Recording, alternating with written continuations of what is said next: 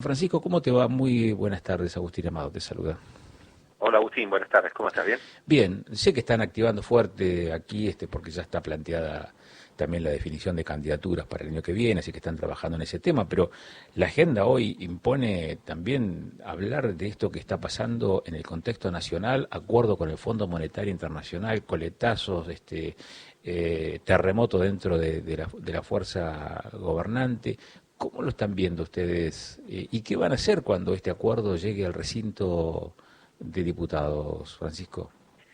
Bueno, mirá, justamente para tomar la introducción que vos hacés, lo más importante que se hace en la política es generar proyectos sobre la base de escuchar a la gente, de hacer participar a la gente o de permitir que la gente participe y tratar de ser un vehículo para que esas expectativas, esas necesidades, esas inquietudes de la gente puedan llevarse a término o viabilizarse en el ámbito que corresponde. En mi caso, como diputado nacional, nosotros estamos haciendo ese trabajo y más allá de las candidaturas el año que viene, lo importante es resolver los problemas del hoy y tener proyectos para resolverlos a largo plazo también.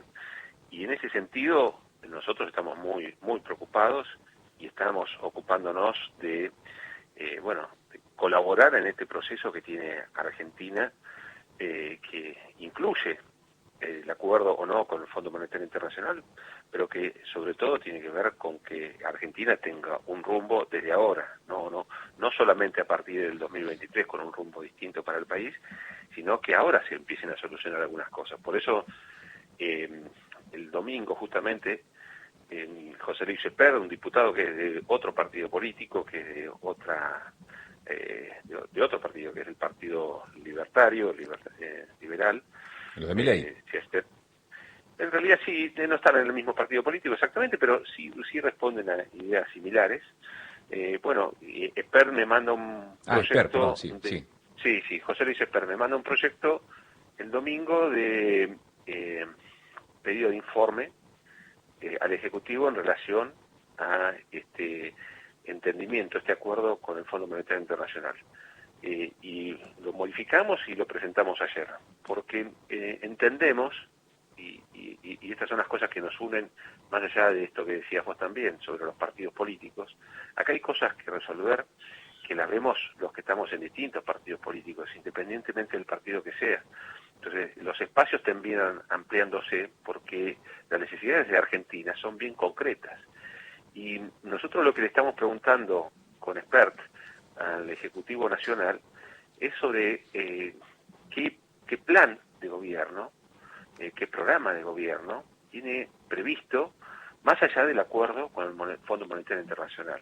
Está bien, Porque hablan ahí pero de un ajuste. acá, Francisco, se da Sí. una discusión que es previa todavía. Es decir, si el oficialismo va a acompañar en bloque o no, después de lo que pasó, el acuerdo que el mismo oficialismo ha suscrito con el Fondo Monetario Internacional. Bueno, en realidad es cierto que ese es un aspecto, pero yo no quisiera condicionar mi decisión a las decisiones de otros. Yo no quiero condicionar mi decisión a que si Cristina acompaña, no, es un tema de ellos. Yo lo que quiero es, y esto es lo que planteamos con Expert, y también lo hemos hablado con Milei y con mucha gente de mi partido, ayer estuve con Patricia Bullrich hablando de esto mismo en Villa Langostura. Nosotros el acuerdo con el Fondo Monetario Internacional, si es que llega a la Cámara de Diputados, nosotros lo vamos a aprobar o no sobre la base de la información que tengamos. Y esa información es la que le volvemos a requerir a partir de este pedido de informe con Expert al Gobierno Nacional.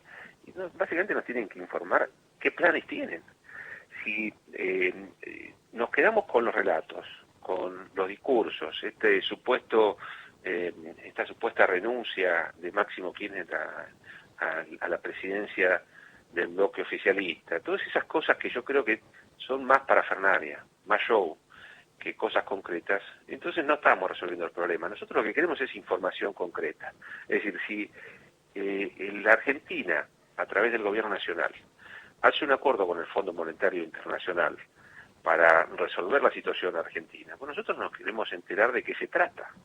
Y nos queremos enterar al detalle, no a través de comunicados de prensa o a través de discursos que en definitiva yo creo que están más vacíos de contenido que otra cosa. Acá tiene que haber un plan plan de cómo los argentinos salimos de esta situación en la que estamos hace muchísimos años, y que si seguimos por este rumbo, por este camino, van a seguir pagándola, sobre todo los que menos tienen, sobre todo los jubilados, sobre todo la gente que necesita del auxilio del Estado más que otras personas. Pero en definitiva vamos a terminar pagando todos. Y la lectura más de política y de liderazgo, con esto que ha pasado en estas últimas horas, ¿se oxigena el oficialismo o todo lo contrario, se contamina mucho más y se hace más complejo todavía la continuidad de estos 2 años de gobierno que tiene por delante Alberto Fernández? Mirá, el acuerdo con el Fondo Monetario Internacional es un acuerdo al que Argentina tiene que llegar si no está en condiciones de pagar. Evidentemente, Argentina hoy no está en condiciones de pagar porque este gobierno se ha ocupado de generar todas las condiciones en la macroeconomía para que haya una recesión imposible de avanzar.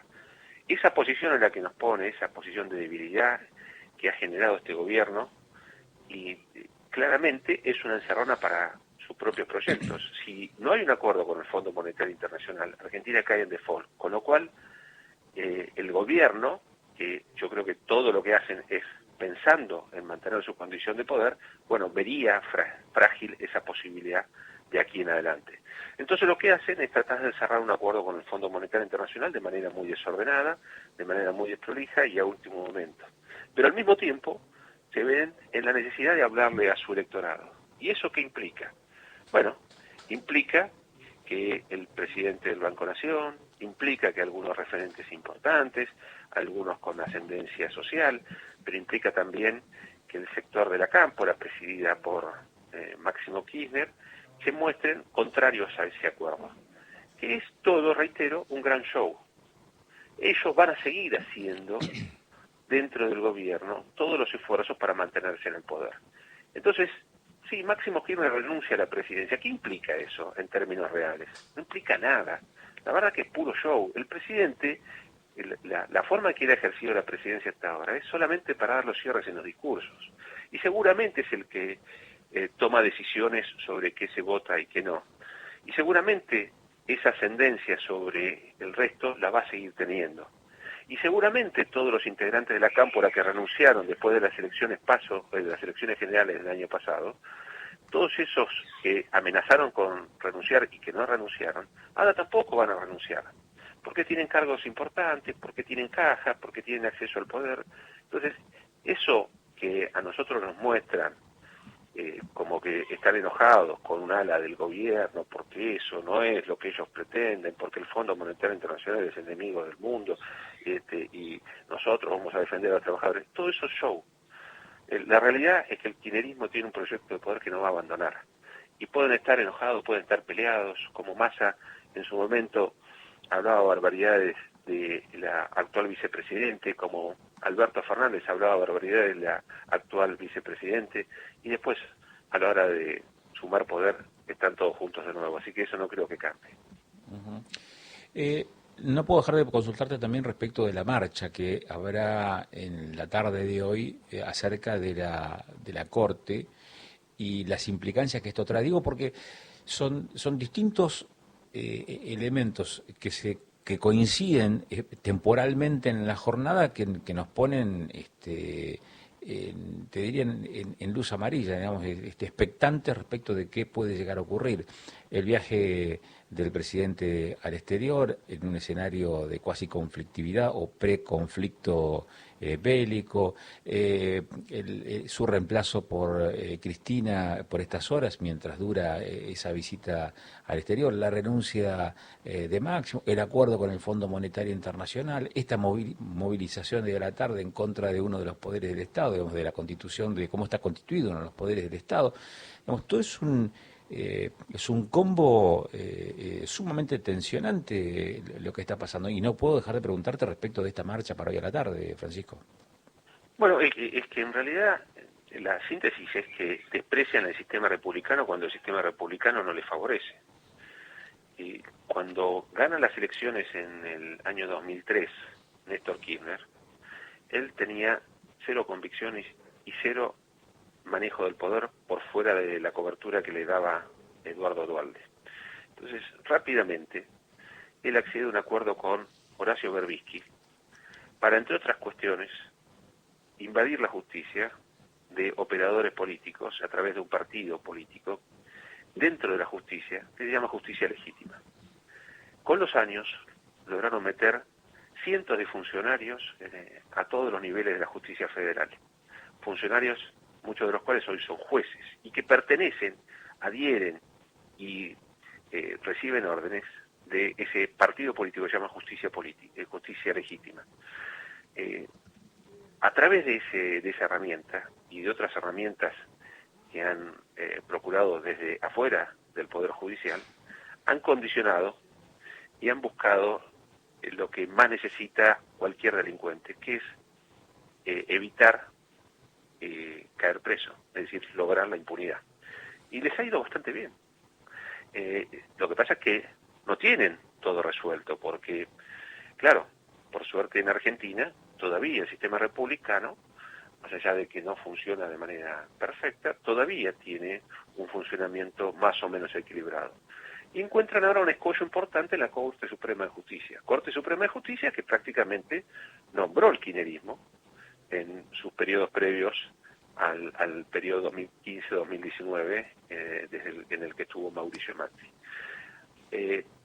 Como no pueden tener absoluta incidencia y absoluta ascendencia sobre lo que se resuelve ahí, bueno, atacan al Poder Judicial y a la cabeza del Poder Judicial, que es la Corte Suprema de Justicia, pero no atacan a las personas, atacan al sistema.